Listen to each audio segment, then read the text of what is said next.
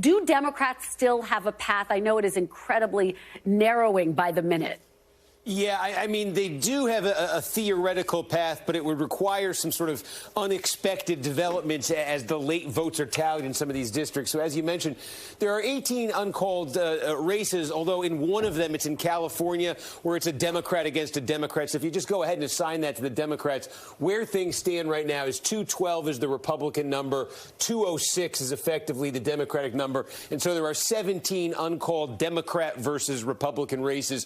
So the Republicans, to get to 218, obviously, they just need 6, and that would get it for them. And you can take a look here, and you can pretty easily see 6 where it looks like right now they seem to be on track to get there. There's actually more than 6, but I'll show you. I'll take you through them quickly because these are a couple where Democrats would need things to change in a surprising way. So, for instance, the 22nd District of New York, the Republicans lead by more than 4,000 votes. Most of the votes are tallied here. It's hard to see a path there for Democrats, but if Republicans get that, that could be one of the 6. Go into California, Michelle Steele, we're about 2/3 of the vote in this district. It's come down a little bit, her margin over Jay Chen, but still that's more than 12,000 votes there. The 41st District, Ken Calvert, got a batch of votes this weekend that inched him a little bit further ahead of his Democratic challenger. That would be 3 if Calvert hangs on. In the 27th of California, Mike Garcia's up double digits, and Christy Smith, the Democrat, she was on Twitter on Sunday basically effectively saying she was going to lose the race.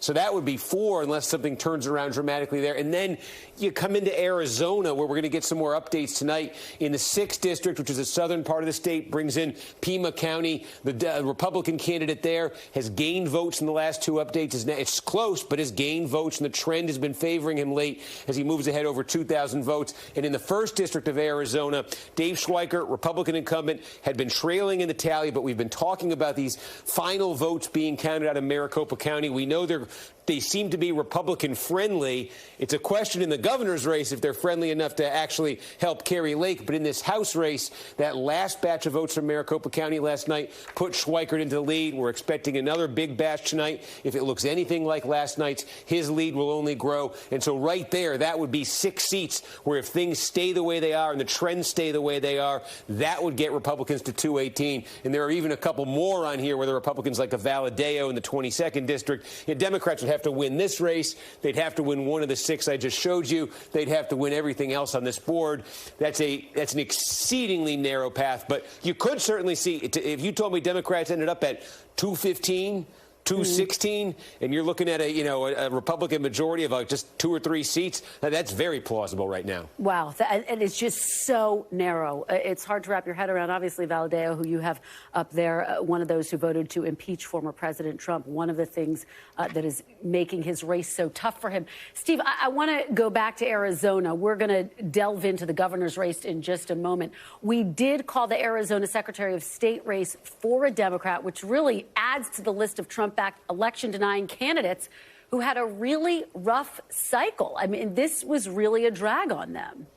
Yeah, I think you're talking about especially in these states that we know are going to be battleground states in 2024. Yeah. So that question of the office of Secretary of State in a place like Arizona being significant just in terms of thinking ahead to the 2024 election and potentially election certification becoming a question in that election. So here, yeah, you had Mark Fincham, as you mentioned, Trump-aligned, echoes Trump's claims about 2020. We projected over the weekend, he loses this race in Arizona. You go up to Nevada, certainly looks like it'll be another battleground state in 2024. Jim Marchant, another, he backs all of Trump's claims about 2020. It's a narrow race, but he's defeated here. You take a look up to, we'll zoom out here, go into Michigan, Secretary of State's race there. Jocelyn Benson, the incumbent, again challenged by Christina Caramo.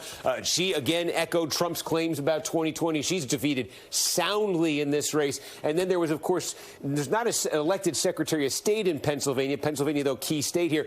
The governor, though, has appointment power in Pennsylvania. That is crucial when it comes to election administration. And Doug Mastriano, again, right there in line with Trump on everything he says about 2020. Obviously, Mastriano losing decisively. So, it's that they went down, Kristen, and in these states that look like they're going to be so critical in 2024. Yeah, and you have to think Republicans are taking a hard look at all of those races. Steve Kornacki, I hope you're getting a few few naps in between all of your marathon hits, which continue until we do, in fact, know who controls the House. Thank you for that.